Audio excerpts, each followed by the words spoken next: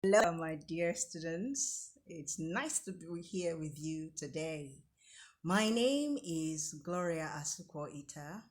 I'm going to be your anchor person for literature in English. I'm going to take you through the world of poetry in this lesson.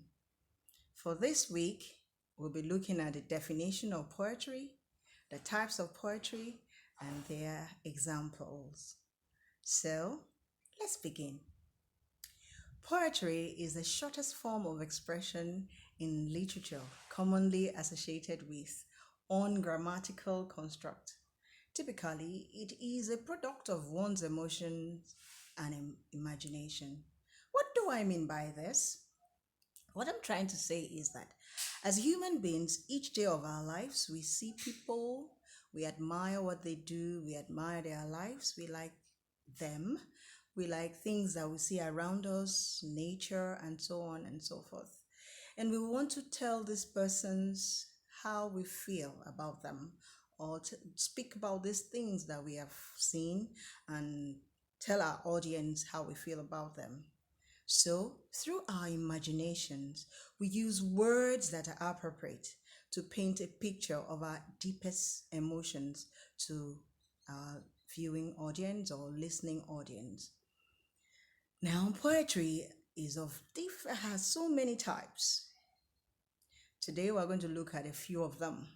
So, let's go there. First, we will look at the type of poetry known as the lyric. The lyric is a short musical poem. It was popular in the medieval period. It is sung to the accompaniment of the lyre, an ancient musical instrument. Like you can see there on that illustration there, that's a lyre. So, this form of poetry is such that as an individual, you want to express your emotion, you want to express yourself concerning anything at all. You do it using a musical instrument, specifically the lyre. A good example of such is Song of Sorrow by Kofi Awana. The next example that we're going to see now is the Ode. The Ode is a meditative poem which addresses itself to a person or a thing, in which the good qualities of such a person or object are highlighted and commended. What I mean by this is that as an individual, like we said earlier, you admire someone or you admire a thing and you see the special qualities of this person or this thing and you want to extol it, you want to talk about it, you want to praise it, you want to make people see it from the eye that you see it. And so you choose the right words to do so. You paint a beautiful picture with your imagination of this particular quality in this person or object. When you do that in poetry, we call it the ode. Let us take a look at the next one.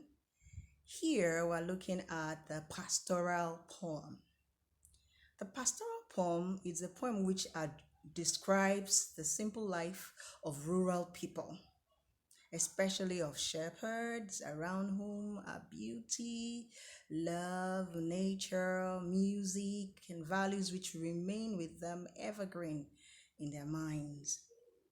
Now, as the name implies, this particular type of poem is common to the rural people because they live a very simple life. Every day of their life, whatever they do, their activity is very, very simple. So their poem is usually around this kind of scenario.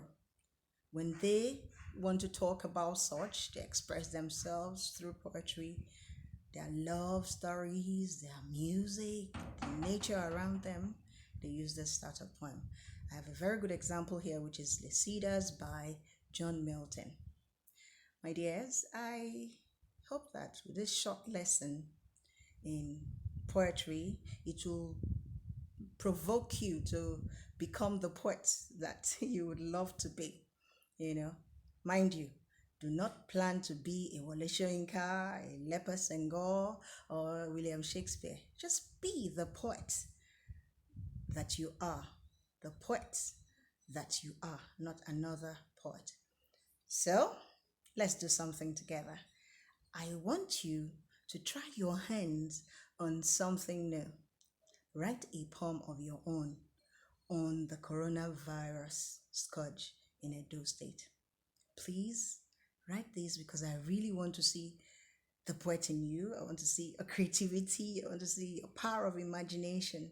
I want to see how far you have appreciated our class today. When you do this, please write it in your notes and question box for me. I want to see it. Thank you. This has been a long ride, and I hope you have enjoyed the class. So I hope to see you in our next class. Stay safe and bye for now. Take care.